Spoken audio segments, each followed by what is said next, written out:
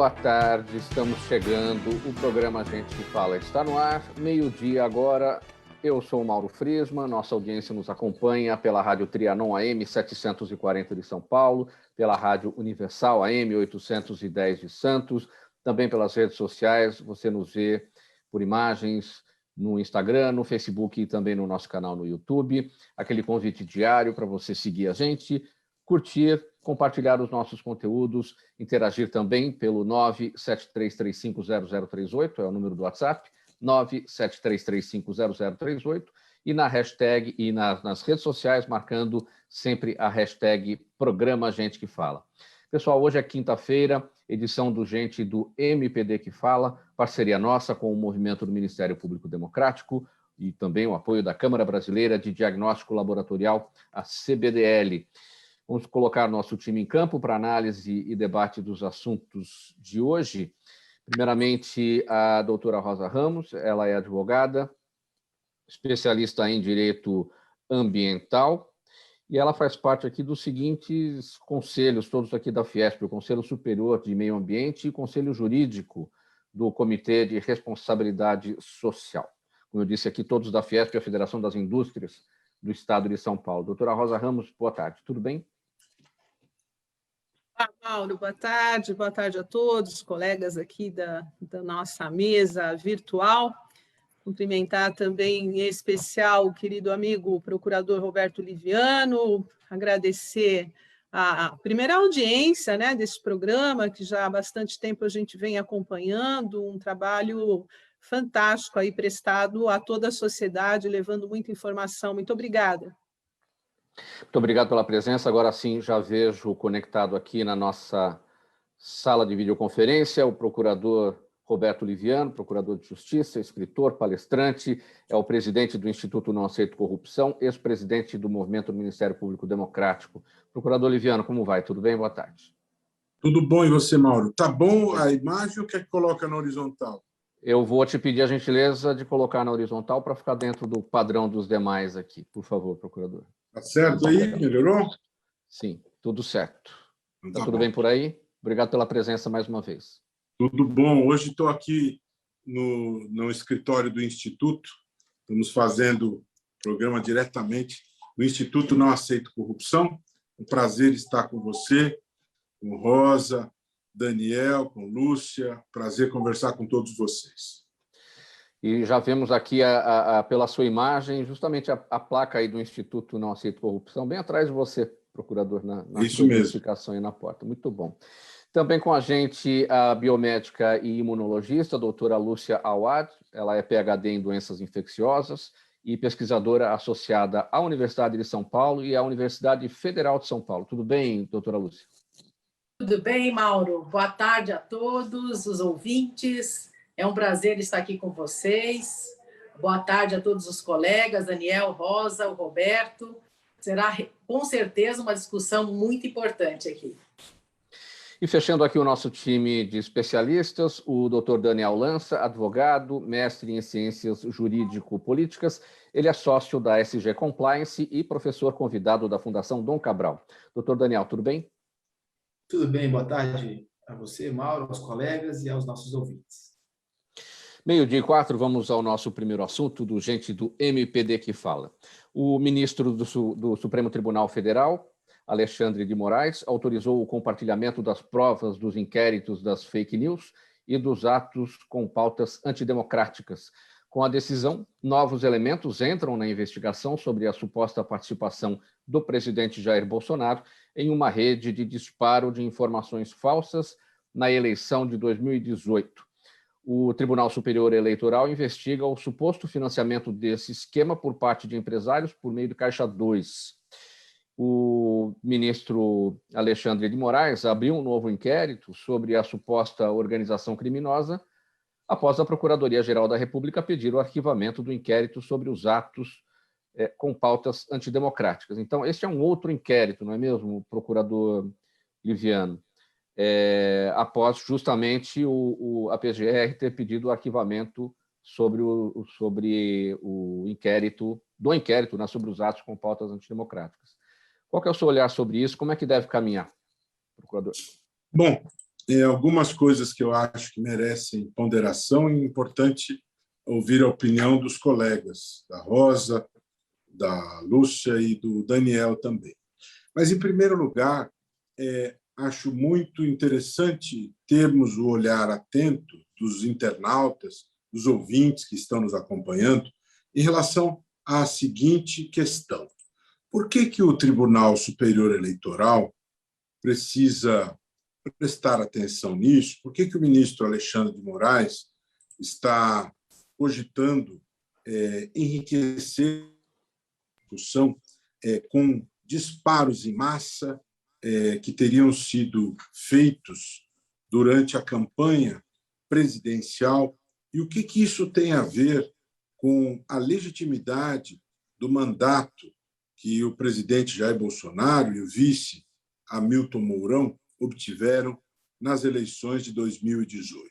Esse é o grande ponto para que quem nos acompanha compreenda qual é a razão disso. E a razão é a seguinte: é importante entender a própria essência do direito eleitoral e por que ele existe, qual é a função dele. Para que existe o direito eleitoral? Ele existe para que nós não tenhamos um todos contra todos na competição pelo voto. Ele existe para que nós não tenhamos abusos dentro deste universo da competição pelo voto, para que essa competição seja limpa. A exemplo da competição no mundo empresarial, que precisa ser ética, a competição democrática pelo voto também precisa ser uma competição ética. Existem regras, e essas regras são organizadas dentro de um ramo do direito, que é o direito eleitoral. Não são admitidos os chamados abusos do poder econômico. O abuso, ele desvirtua a competição correta pelo voto. Existe uma suspeita de que teria havido disparos em massa durante a campanha presidencial. E se houve disparo em massa, se esse disparo em massa foi financiado por Caixa 2 eleitoral, e se o disparo em massa disseminou informações mentirosas, isso, de fato, tem relevância sob a ótica do direito eleitoral. É isso que os nossos ouvintes e internautas precisam prestar atenção. A disseminação de mentiras durante uma campanha, ela desequilibra a disputa pelo voto. O uso do dinheiro subterrâneo, o uso do dinheiro ilícito, porque você tem tetos para o financiamento, existem regras. Não se pode usar de maneira ilimitada, de maneira desregrada. Existem limites, existem regras para o financiamento da atividade política. Não é? Então, é isso que está em questão. O ministro Alexandre de Moraes está compartilhando provas dentro de uma investigação que ele realiza. E o segundo e último ponto, rapidamente, que eu quero dizer, você fez alusão a uma investigação arquivada pela Procuradoria-Geral da República. O que eu quero falar sobre isso? Procuradoria-Geral da República, o procurador, ele é escolhido pelo presidente da República. E, diferentemente dos estados, nos estados existe uma lista tríplice de observância obrigatória. A lei determina que os procuradores de justiça e promotores votam, e votam em até 3 nomes. Esses 3 nomes vão para o governador e ele obrigatoriamente tem que escolher dentre esses 3. A nível federal, não. O presidente da República, que é fiscalizado pelo Procurador-Geral da República, ele é escolhido pelo presidente livremente. Portanto, o fiscalizado escolhe o próprio fiscal livremente. E, como todo mundo sabe, o Procurador-Geral Augusto Aras foi escolhido fora da lista. Aliás, ele nem candidato a integrar a lista ele foi. O mandato dele está se encerrando e ele, possivelmente, postule a recondução. né? Então, é muito importante ponderar isso quando se fala no arquivamento. Estamos falando de alguém que fiscaliza e que foi escolhido para fiscalizar pelo próprio fiscalizado, né? Ainda que seja uma prerrogativa constitucional, não houve o respeito à autonomia do Ministério Público e esse respeito seria conquistado se a escolha fosse dentro da lista tríplice. É o que eu penso.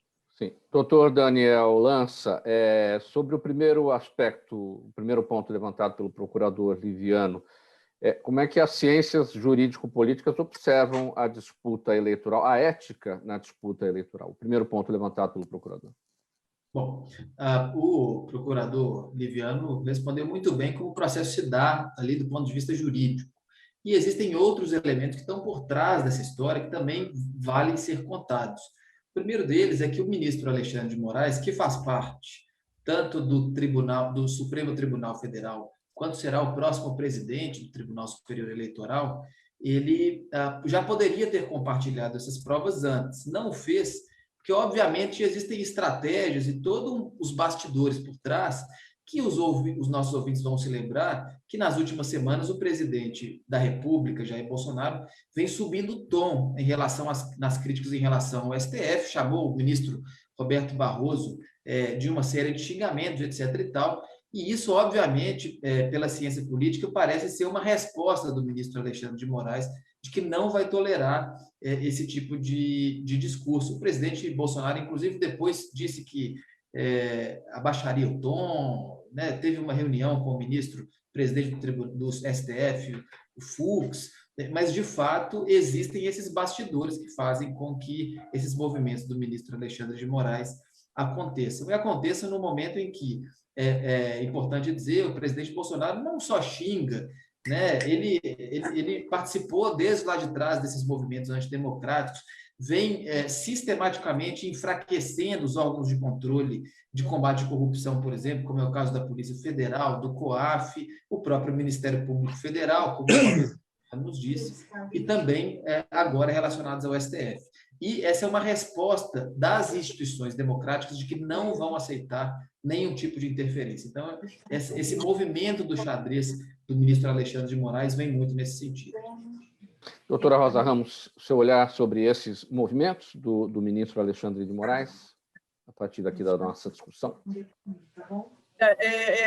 O Liviano colocou muito bem, mas eu acho que vale a pena a gente, antes de mais nada, colocar aqui para todos que nos ouvem esse momento danoso, escuro, né? Essa névoa que paira, acho que sobre tudo isso que está acontecendo, no sentido dessa posição institucional, né, não condizente com a exigência de cada cargo, né? O que a gente tem visto ultimamente é intolerante, né, para todos nós. Eu acho que levar essa informação e essa preocupação para os nossos ouvintes é o primeiro ponto que eu coloco. As questões técnicas, muito bem colocadas aqui pelo Liviano, pelo colega, eu acho que está na legislação, acho essa obrigação de também elevar a segurança jurídica cada vez mais, que é um outro ponto que a gente vê cada dia mais ameaçado, né? As instituições todas tomadas por posição, por posicionamento daqueles que as ocupam nos seus interesses próprios, né? Como o colega colocou, o Daniel, que essas provas sendo colocadas agora, provavelmente por uma ameaça, né, que o ministro teve nos últimos dias, em razão desse confronto institucional, mais uma vez, né? Então, eu acho que o que a gente tem visto cada vez mais é isso, uma disseminação de ódio, de despreparo, de desrespeito a toda a sociedade. né? Eu acho que a gente não tem um teto de comportamento para quem está ocupando esses cargos, né? Infelizmente, como o colega colocou, Daniel, esses xingamentos ao ministro e vice-versa, num comportamento que não é condizente com os cargos que cada um ocupa em todos os aspectos, né? Pelas obrigações e atribuições que cada um deles tem, e principalmente pelo desrespeito a toda a sociedade, né? É uma tentativa aí cada vez maior de desmantelamento das instituições nos interesses próprios de cada um. É isso que eu penso. Doutora Lúcia, o seu olhar sobre esse confronto entre as instituições, que, no final das contas, é um confronto com a sociedade brasileira, né? As instituições nos pertencem, né? É um desrespeito à própria sociedade por parte de alguns integrantes. Sem sombra de dúvida, né, Mauro? Os colegas Roberto, a Rosa, o Daniel colocaram bem as questões técnicas, mas está ocorrendo um descrédito, uma descredibilidade total das nossas instituições. Estamos passando por um momento político bastante conturbado, né? Sempre visando questões pessoais, né? Da onde as pessoas podem tirar proveito. E é muito triste a gente assistir esse cenário político diante de uma pandemia, como nós estamos atravessando agora, sendo que os olhares deveriam estar voltados para o controle da pandemia e para o esquema de vacinação, né? Então, a falta de integridade tirou o oxigênio das pessoas e as vacinas também, né? Eu acho que ocorreram graves retrocessos institucionais. Isso é o que eu penso, né? E, infelizmente, espero que isso mude o mais rápido possível para que a gente consiga acreditar nas nossas instituições e nos nossos governantes.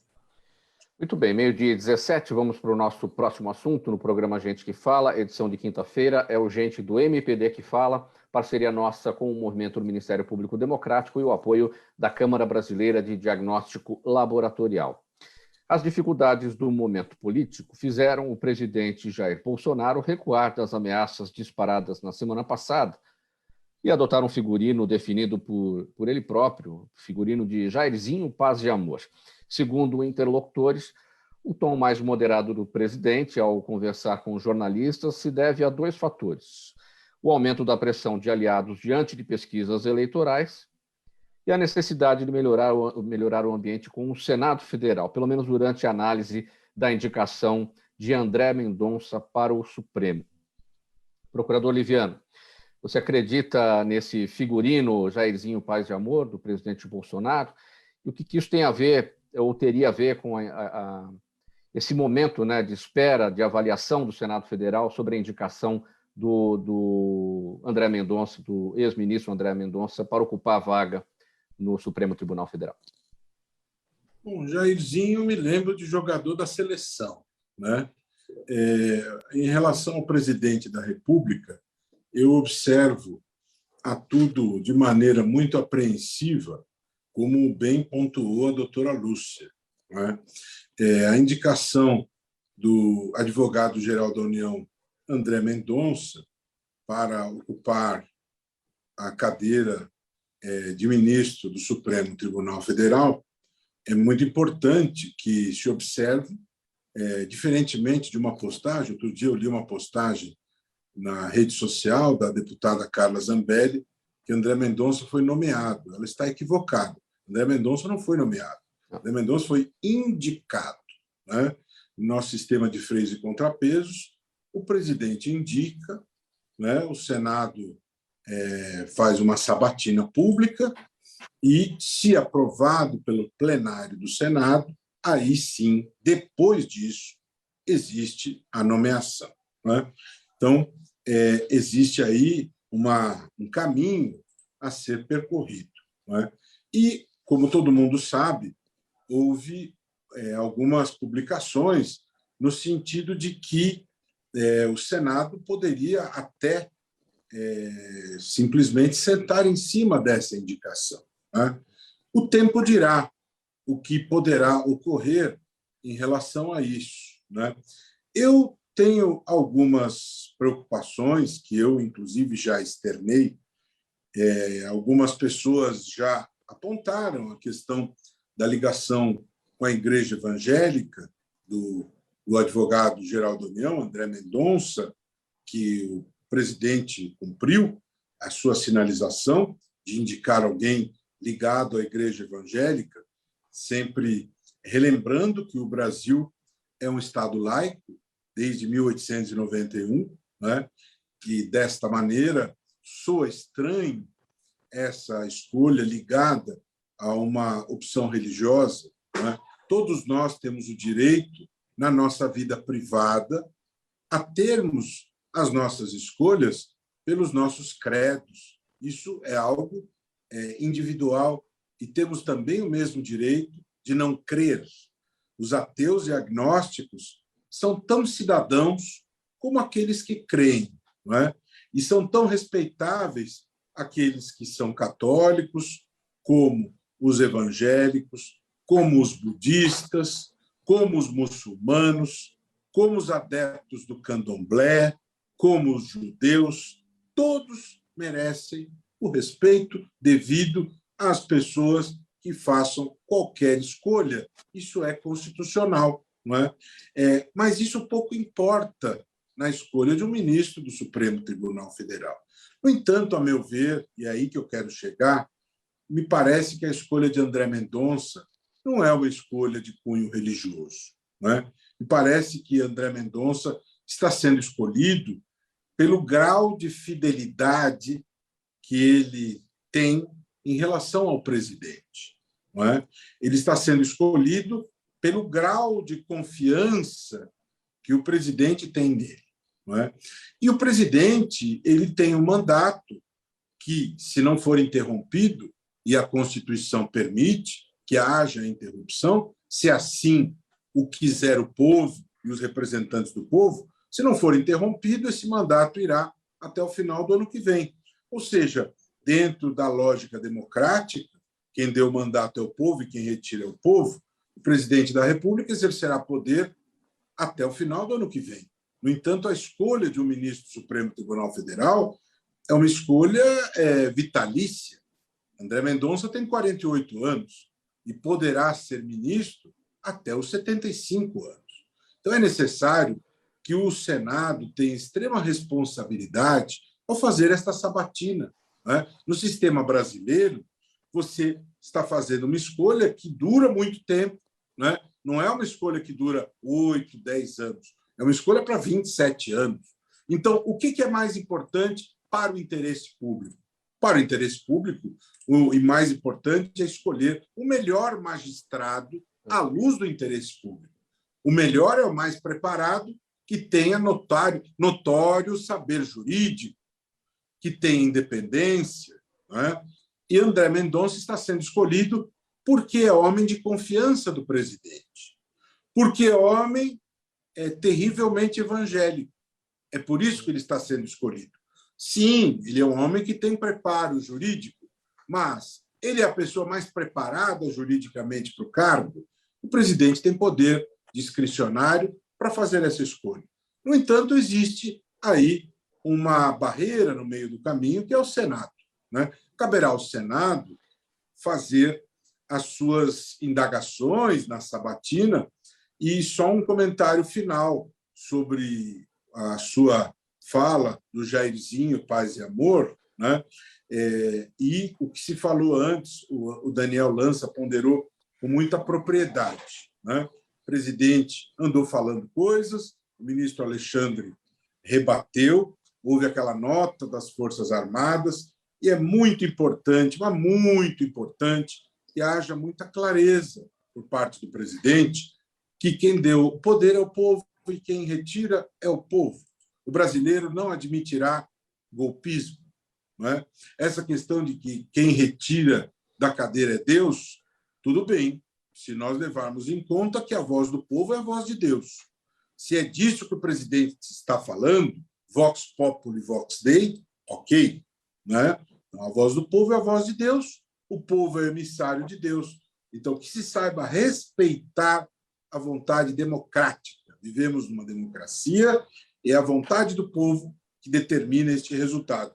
Se entender que são essas as regras eleitorais que valerão nas próximas eleições, é com elas que nós seguiremos, e que se saiba respeitar a voz das urnas. Doutor Daniel Lança, pegando o seguinte ponto da observação do procurador Liviano sobre a lealdade de André Mendonça ao presidente Bolsonaro, o André Mendonça, o homem de confiança do presidente Bolsonaro, então acho que estaria mais correto dizer, não terrivelmente evangélico, André Mendonça, mas terrivelmente bolsonarista, não?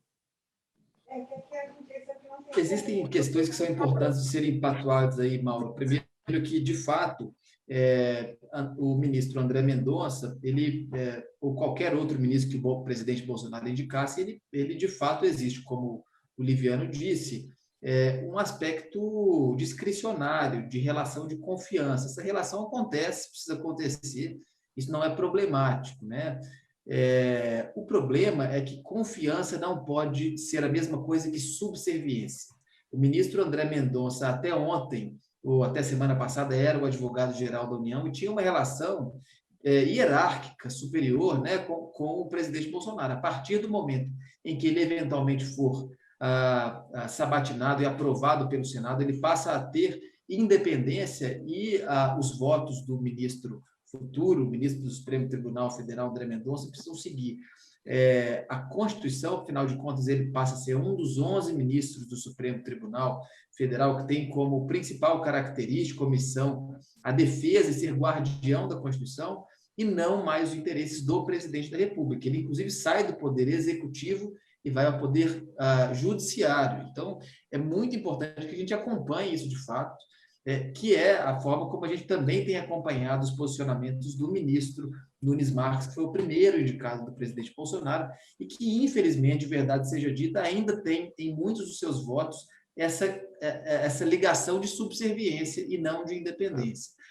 Então, esse é o ponto mais importante, e vale dizer que, de fato, eu acredito nas instituições, mas não sei até que ponto o Senado Federal vai ter condição de barrar essa nomeação. Esperamos que pelo menos seja uma sabatina justa, transparente e com base em essas questões que nós discutimos aqui. Sim. Doutora Rosa... Desculpa, Mauro, só mais um comentário, pegando o gancho na fala do Daniel, muito boa, em relação ao Cássio. Nós não podemos nos esquecer que, na véspera da Páscoa, dentro desse campo da subserviência, o ministro Cássio Nunes deu uma liminar determinando a abertura dos templos durante a Páscoa, para que as pessoas ficassem expostas ao vírus durante a Páscoa. Uma liminar teratológica, que era sabido que seria derrubada depois da Páscoa. Mas na Páscoa os templos ficaram abertos. Quantas pessoas será que foram contaminadas em virtude dessa decisão judicial? Essa decisão foi respeitosa ao interesse público? Não, mas ela foi respeitosa à subserviência, que inspirou a ida do ministro ao Supremo. Ela foi monocrática, ela caiu, mas durante a Páscoa ela vigorou, né? E isso coloca em xeque realmente o caráter laico do Estado. Bem brevemente, doutora Rosa Ramos, a trégua, então, em relação a esses ataques, essa tentativa do presidente Bolsonaro de reduzir a resistência à nomeação, né, do indicado André Mendonça. A tramitação, né, dos cargos neste governo, nada comum, né, e que a gente tem acompanhado e percebido que não atende aos melhores princípios, né, atendendo aos interesses públicos. Isso nos remete, nos faz lembrar, bem no começo do governo, inclusive, quando quase nós tivemos um embaixador do Brasil nos Estados Unidos utilizando do mesmo critério, né? Então, infelizmente, a gente vai aguardar que o Senado, né, possa nos trazer melhores notícias, né, que possa barrar essa indicação nesses moldes que não atende os interesses da sociedade de forma alguma. Doutora Lúcia, seu olhar? Seu microfone fechado, doutora Lúcia Wades. Eu acho que nessas escolhas, o caráter técnico tem que ser levado em consideração, né? Nós já pecamos muito, né? Enfim, o governo atual pecou muito, né, na nomeação, principalmente na área da saúde, que é a minha área, de pessoas pouco qualificadas para poder estar direcionando a pandemia no país. Então, eu acho que nós temos que aguardar e que o Senado possa aí nos trazer informações a respeito desse andamento. 12h30, você acompanha o programa Gente que Fala, edição de quinta-feira. Gente do MPD que Fala, parceria nossa com o Movimento do Ministério Público Democrático e o apoio da Câmara Brasileira de Diagnóstico Laboratorial.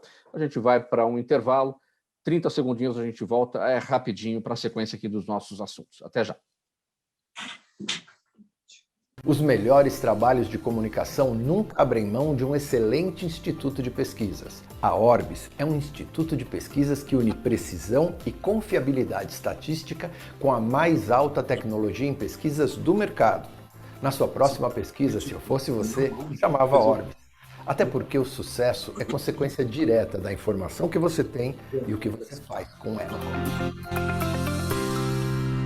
De volta pela Rádio Trianon AM 740 São Paulo, Universal AM 810 Santos e também pelas redes sociais. Programa Gente que Fala, edição de quinta-feira. É o Gente do MPD que Fala, uma parceria nossa com o Movimento do Ministério Público Democrático e o apoio da Câmara Brasileira de Diagnóstico Laboratorial. Nosso próximo tema agora. O ministro da Saúde de Israel começou a oferecer uma terceira dose da vacina da Pfizer para imunocomprometidos, com o intuito de reforçar a proteção para idosos e também os mais vulneráveis. E essa decisão ocorre no momento em que Israel registra um aumento no número de novos casos, impulsionado pela prevalência da variante Delta. A introdução de doses de reforço gerou resistência da Organização Mundial da Saúde, que diz que o foco deve permanecer em dar as primeiras doses aos mais vulneráveis do mundo. Doutora Lúcia, o seu olhar sobre essa medida de Israel, nós tínhamos lá no mês passado, e do mês passado para cá, né, o número de casos saltou de um dígito para mais de 400 por dia. O efeito disso, de uma terceira dose, é o quê? É criar mais anticorpos para as pessoas? Como é que funciona isso? Mauro, nós infelizmente ainda não estamos no controle da pandemia no Brasil e no mundo, né? Até por conta da presença dessa variante Delta. E temos aí o exemplo do estado de Israel, né? Que foi um dos primeiros países do mundo a lançar uma ampla campanha de vacinação, né? Em meados de dezembro, e fez acordos aí com a Pfizer para conseguir vacinar toda a população em tempo recorde. Mas o que está se observando lá é o aumento do número de casos, né? E mesmo nas pessoas que já receberam a vacina. Então, por conta disso, e até a gente entender que essa vacinação ela tem um tempo de proteção limitado, a gente sabe que as vacinas elas não protegem 100%. E essa proteção ela também não é de longa duração. Por conta disso, Israel entendeu ser necessário, face a esse aumento de número de casos, até por conta da variante Delta, aplicar a terceira dose.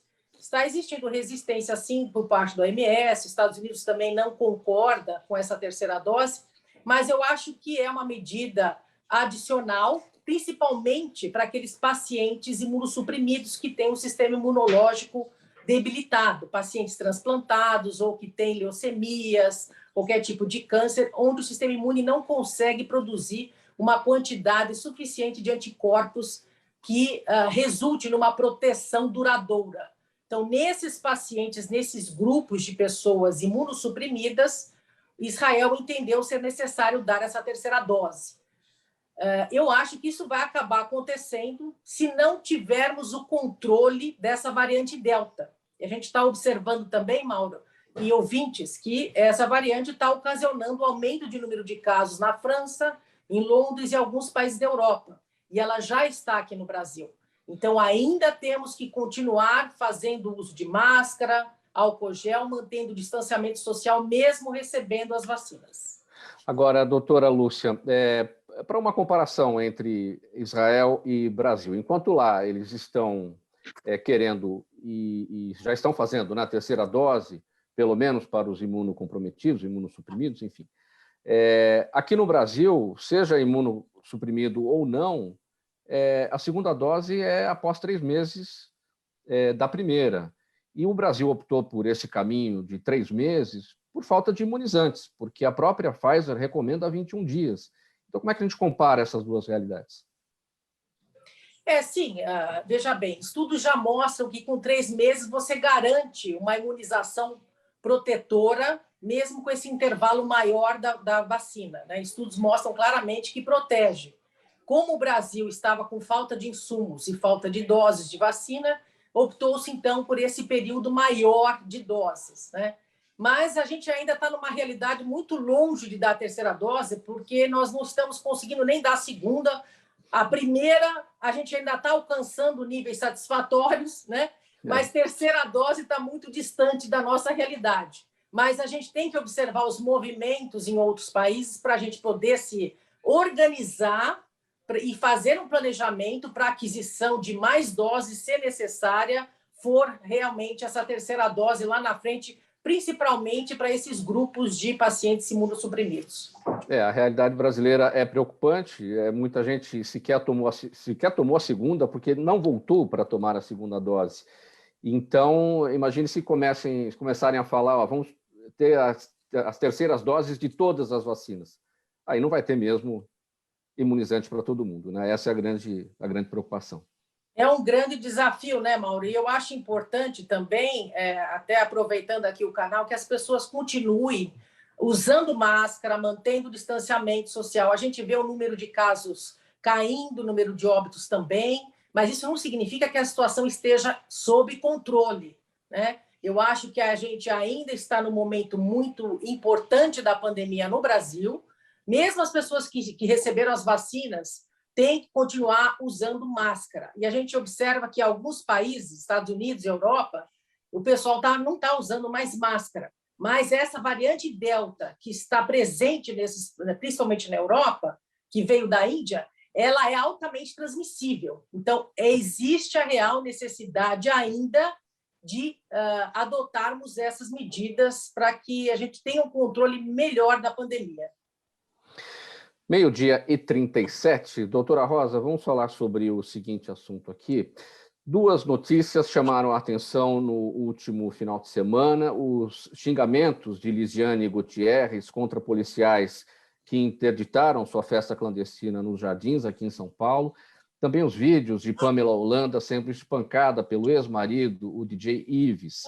Ambas causaram comoção e clamor por justiça. E em sua coluna no jornal O Globo, a escritora e jornalista Ana Paula Lisboa diz que as semelhanças não param por aí.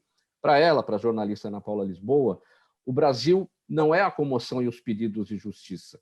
O Brasil é o homem que bate, a classe média alta que xinga a polícia, porque entende os policiais como seus empregados, seus capatazes para afastar os pobres e favelados. Acho que dá para dizer algo mais aqui, né, doutora Rosa? O Brasil é a inversão de valores, né, por tudo isso que desenhou aqui no artigo dela, Ana Paula Lisboa. Viu, né, Mauro? Veja só, essa notícia desse DJ, ele deixa, eu acho que indignado até aqueles que agridem, né, que cometem esse tipo de crime, porque é de uma covardia tão grande, né? E a gente vê que, infelizmente, esses números não têm baixado, né? Eu fico me perguntando se essas notícias não chegavam, se esses números eram exatamente esses, que isso sempre aconteceu, ou se em razão agora da facilidade, né, da notícia, a notícia chega muito rápida, né, às vezes até instantaneamente. E isso elevou, então, esse número absurdo que a gente vê. Os números diariamente parece que eles não caem, parece que mesmo com esses acontecimentos, e me parece que ele foi preso, né? O DJ foi preso ontem, está detido, e pode ter certeza que hoje, se você buscar aí nas delegacias das mulheres e as denúncias, esses números não terão baixado. Quer dizer, então a gente está num momento que a gente fica se perguntando o que é preciso fazer, né? Onde é que está o erro? né? Será que a gente está pecando na educação dos meninos, então? Será que é essa a pergunta que a gente tem que fazer? Será que a gente tem que fazer uma reviravolta nas escolas, então, introduzir esse tipo de matéria a partir de que idade? Aí vem a pergunta, né? Desde quando? Porque o berço, né? Eu sou de um tempo onde o berço é muito valorizado, né? Aquela educação que a gente tinha básica, né? Quando o professor entrava na sala de aula, pedir a bênção, né? E cumprimentar os mais velhos de forma respeitosa, né? E será que é por aí o caminho? Então, eu acho que são muitas perguntas. Eu te garanto que eu não tenho metade delas aqui. Eu tenho filhos, acho que todos nós que temos filhos sabemos da responsabilidade que é hoje, muito maior que talvez na nossa época, educá-los, né? Porque também essa facilidade de acesso à informação, me parece que, se não houver esta responsabilidade maior na educação, eu vejo que também acaba impactando nesse formato, né? Eu acho que o formato família também ele teve alterações e mudanças que acabaram também impactando um pouco mais liberdade. Enfim, eu não tenho respostas, mas eu confesso que estou muito indignada, em especial por este último caso, né? Uma mãe ali com o seu filho no berço, apanhando. E aí tem outras consequências que agora a gente pode falar também. Essa mãe, ela vai continuar amamentando essa criança, porque esse impacto psicológico que ela teve, né? Quanto isso vai impactar na vida dela e na vida dessa criança e de todos os familiares ao redor. Doutora Lúcia, sobre os próprios levantamentos aqui da doutora Rosa, né? Quais seriam as causas, né? Esses números todos. A violência doméstica aumentou, sim. Muitas mulheres passaram a denunciar, sim. Então, tudo isso traz esses números à tona. É um machismo que está aí em todos os cantos, enfim. Esse é o primeiro ponto, em relação à violência contra a mulher. Em relação ao segundo ponto, que festa clandestina durante a pandemia, é lamentável, né? O tempo todo a gente vê, praticamente todos os dias, abre o jornal, tem lá uma festa clandestina que é descoberta ali no meio da madrugada, né? Sem sombra de dúvida, é um tema muito importante, essa questão da violência doméstica, principalmente agora, nesses períodos da pandemia, com a falta de emprego, falta de projeção na sua carreira, né? Enfim, muitas pessoas desempregadas. Então, a violência doméstica cresceu muito, né? Desde o início da pandemia. E eu acho que é falta de perspectiva, falta de, né? Enfim, educação. Eu acho que essas fake news que a gente vê a todo instante, em todos os lugares, né? O acesso a essas informações errôneas, essa questão que a Rosa colocou, né, da educação na escola para as crianças, o respeito, né, com o próximo, até religião também deve ser introduzida nas escolas para ensinar o certo, o errado, o que deve ser feito, o respeito ao próximo. Então, eu acho que é uma situação muito crítica e que merece atenção, né? E em relação a esse segundo ponto que você colocou, das festas clandestinas, a gente observa um descaso total, principalmente com os jovens, em relação à Covid-19, né? Os jovens acham que nada acontece com eles, até agora ninguém pegou, e por isso vamos às festas, não precisamos usar máscara. Só que a gente está observando uma mudança na faixa etária das pessoas que vêm sendo hospitalizadas, né? São pessoas mais jovens, né? E às vezes jovens mesmo, adolescentes, entubados, e as pessoas precisam saber disso, né? Então, a situação ainda não está sob controle, e eu acho que deve haver uma fiscalização maior nesses locais de aglomerações, né? Principalmente na madrugada, à noite, nos finais de semana, onde os jovens se encontram, para justamente coibir esse tipo de festa, né? de aglomerações. Se a gente não tiver esse tipo de ação junto com a polícia, né? E com o governo atuante, com ações integradas no combate à Covid-19, vai ser muito difícil a gente ter o controle da pandemia, né? Nós temos que testar mais, temos que vacinar mais, temos que ter esse rigor em relação à presença das variantes aqui no Brasil e ter o controle de quem está infectado e quem não está, né? Justamente para poder isolar as pessoas que estão infectadas, né? E poder, enfim, ter um controle maior de transmissão. E a gente sabe que essa variante Delta ela é perigosa, ela é altamente transmissível. Então, agora não é momento de nos aglomerarmos, né? Existem aí planejamento de reabertura de comércios que já, enfim, já abriram, né? Mas na sua totalidade, a volta dos eventos presenciais. Eu acho que todo esse tipo de planejamento deve ser feito com muito critério e com muito rigor. É possível se fazer eventos presenciais? Sim, é possível, desde que sejam testadas todas as pessoas, que seja feito o controle das pessoas que foram vacinadas, para que elas consigam, né, enfim, ter participação nesses eventos fechados. O que nos preocupa são os locais fechados, que os locais abertos, né, festas em locais abertos também é perigoso, porque tem aglomeração, mas nem tanto quanto em locais fechados, onde não há circulação do ar e a transmissão do vírus ela ocorre muito mais rapidamente. Então, esse tipo de planejamento para a volta de eventos presenciais, para a volta às aulas presenciais, deve ser feito com muito rigor e com pessoas competentes. Faltando 14 minutos para 1 agora, procurador Roberto Liviano, olha, eleito sobre uma plataforma de tolerância zero com malfeitos administrativos, o presidente Jair Bolsonaro não convence os brasileiros neste quesito. Para 70% dos entrevistados pelo Datafolha, há corrupção em seu governo. Em relação ao Ministério da Saúde, 63% acham que há corrupção na pasta e que o presidente sabia dela. Essa percepção cresceu após a CPI da Covid no Senado Federal trazer à tona os casos da compra da vacina Covaxin por meio da Precisa Medicamentos e do caso envolvendo a Davat Medical Supply, representada pelo PM Luiz Paulo Dominguete Pereira. Muito bem, procurador, essa pesquisa, para 70% dos brasileiros há corrupção no governo, o levantamento do Instituto Datafolha. Esse percentual, esse índice vai de encontro, não vai ao encontro, vai de encontro a essa bandeira de tolerância zero do presidente Bolsonaro na campanha eleitoral. E um outro aspecto, naquela campanha ele se colocava contra o sistema, era o político da nova política, e ser contra o sistema numa família em que todos fazem parte do sistema. A família Bolsonaro não tem nada mais sistêmico que isso.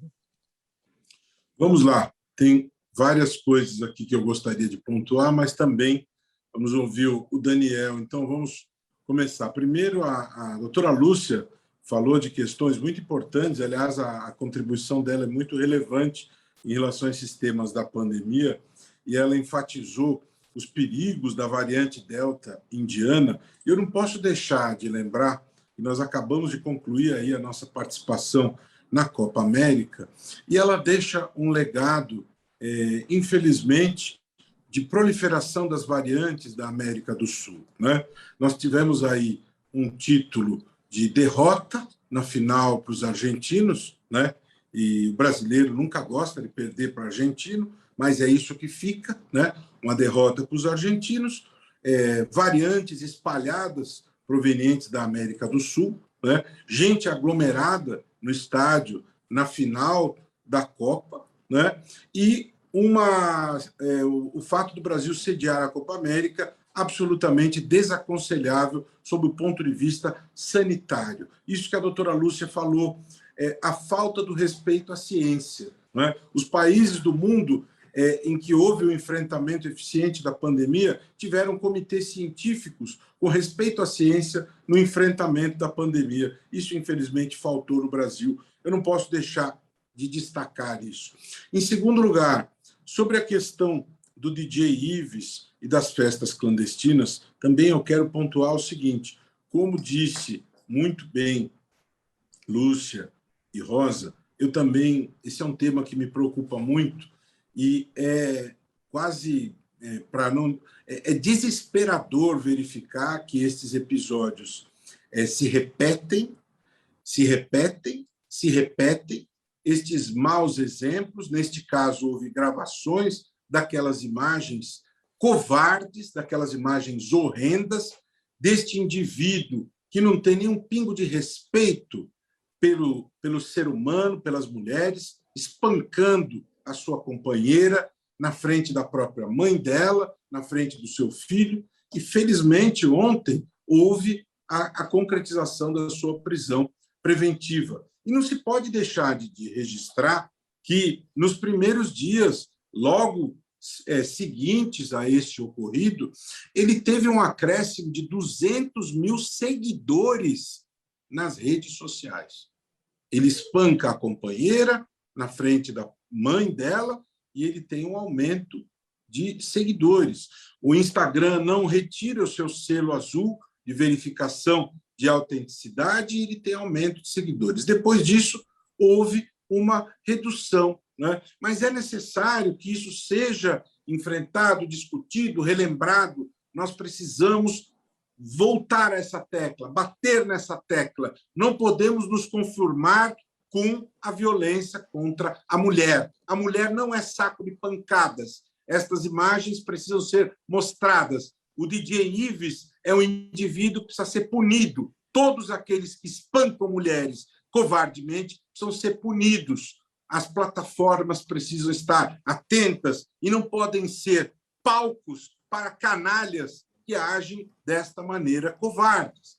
E também as festas não podem ser espaços para proliferação de vírus. As pessoas precisam ter esta consciência. Aliás, um ponto que eu acho que merece ser lembrado, esta festa foi realizada num escritório de advocacia com quase 500 participantes.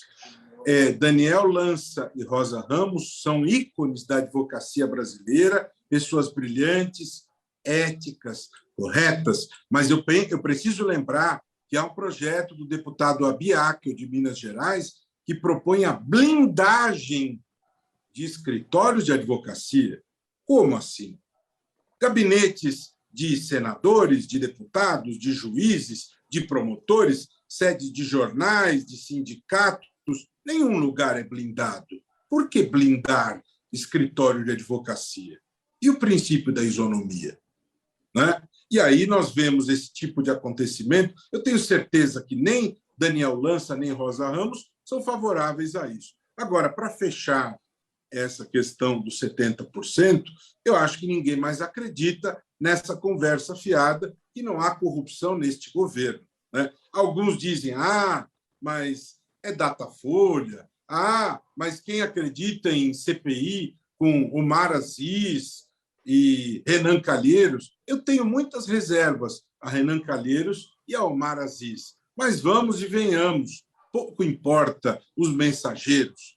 Nós temos que nos defrontar com os fatos que a CPI está revelando, e a CPI está destampando um caldeirão de corrupção. Os fatos são devastadores, e a pesquisa revela que 70% vê corrupção no governo. Por quê? Porque os fatos são devastadores, tá certo? Então, pouco importa o mensageiro. É muito fácil você desqualificar o mensageiro.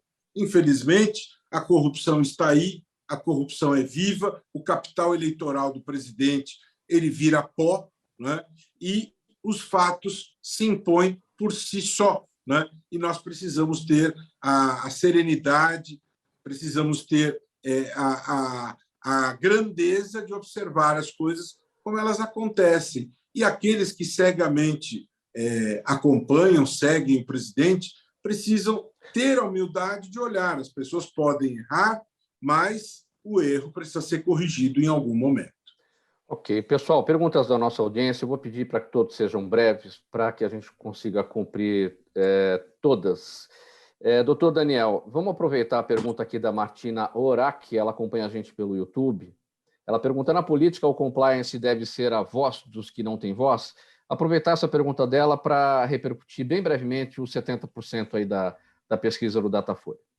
Perfeito. Sendo bem breve, é o seguinte, o que apareceu nessa pesquisa de que 70% dos brasileiros acham que o governo Bolsonaro é corrupto, não é uma novidade para os especialistas em combate à corrupção, porque há 2 anos e meio a gente vem dizendo exatamente a falta de compliance, ou em outros Em outras palavras, o governo Bolsonaro, o governo federal, vem gradativamente, paulatinamente, enfraquecendo os órgãos de combate à corrupção. Então, isso não é uma novidade. Qual a solução? Exatamente o que a nossa ouvinte disse, é compliance, é melhorar os órgãos de combate à corrupção e fortalecê-los.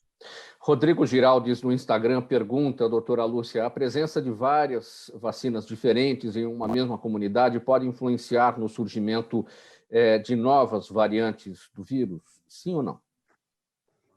Olha, pelo menos não existe nenhum estudo apontando para a presença de variantes em decorrência da imunização com diferentes vacinas. Não são as vacinas que vão promover o aparecimento de variantes, mas é o descontrole da transmissão do vírus, o descontrole da transmissão é que vai gerar o aparecimento dessas variantes. E isso é uma grande preocupação em todo o mundo. A falta de imunizantes e a demora na aplicação dessas vacinas também. Não é? Vera Lima, nossa audiência de todos os dias no Facebook, doutora Rosa, ela pergunta a sua opinião. Os importadores internacionais podem levar adiante sua ameaça de boicote caso o Brasil aprove hoje o chamado PL da grilagem? Bem breve. E é merecido, né? Porque são tantos princípios aí basilares, né? Sendo descumpridos. Então, eu vejo que isso é possível e vejo com muita preocupação, inclusive. Mas vamos acompanhar de perto como é que isso vai, de fato, se concretiza ou não. Né? Procurador Liviano, com brevidade também, o seu Jaime, do Jardim Bom Filho, olha, todos os dias com a gente. Ele aqui dirige a crítica à imprensa. Ele pergunta quando a opinião pública vai entender que jornal não é tribunal, repórter não é juiz de direito e editor não é desembargador. Uma crítica à imprensa e também aos profissionais. Obrigado ao Jaime, sempre fiel participante aqui do programa. Sim, Jaime, você tem razão quando diz isso, mas, ao mesmo tempo, nós precisamos ter a humildade de nos submetermos a esse escrutínio público. Nós precisamos ter a humildade de sermos fiscalizados. A mídia precisa também saber estabelecer um limite, não extrapolar os limites razoáveis disso. Ela não é juiz, ela não deve julgar, mas ela tem um papel importante a cumprir no sentido de fiscalizar. Né? Fiscalizar, sim, expor, sim, garantir o acesso à informação, sim, mas sem invadir uma esfera que não lhe cabe. Não é fácil encontrar esse ponto de equilíbrio, mas não há democracia sem imprensa livre. Então, queremos imprensa livre, queremos a imprensa denunciando e publicando tudo aquilo que os poderosos muitas vezes não querem ver publicado. Imprensa livre sempre, mas imprensa responsável. E nós somos os mensageiros, não é isso, procurador? É isso. Os mensageiros não devem ser atacados, pelo contrário, devem ser preservados. Muito bem, termina aqui essa edição de hoje do programa Gente que Fala, edição de quinta-feira, gente do MPD que Fala, parceria nossa com o Movimento do Ministério Público Democrático e o apoio da Câmara Brasileira de Diagnóstico Laboratorial. Estiveram com a gente o Procurador de Justiça, Procurador Dr. Roberto Liviano, também a advogada doutora Rosa Ramos, especialista em Direito Ambiental, a doutora Lúcia Awards, biomédica e imunologista, e o advogado e mestre em Ciências Jurídico-Políticas, o doutor Daniel Lança. Na mesa de som com a gente, o Sérgio Souza, ele também é o gerente técnico da Rádio Trianon, apresentação minha, Mauro Friesman, o Pedro Schiavon, nosso pauteiro, nosso redator, Zenilda Salvato, a nossa diretora de produção, jornalista Fausto Camunha na direção geral, você ouvinte, você espectador, a razão da nossa presença aqui todos os dias. Muito obrigado pela audiência. Antes aqui da despedida, chegando na programação da Rádio Trianon, o Dermeval Pereira, com o programa Sociedade em Foco até as 14h. Entre 2 e 3, o nosso musical Trianon, e a partir das 3h, programa Duas na Tri, com Malu Mota e Silvia Vinhas. Obrigado pela audiência, minha gente. Até amanhã, faltando 1 minuto para 1. Tchau.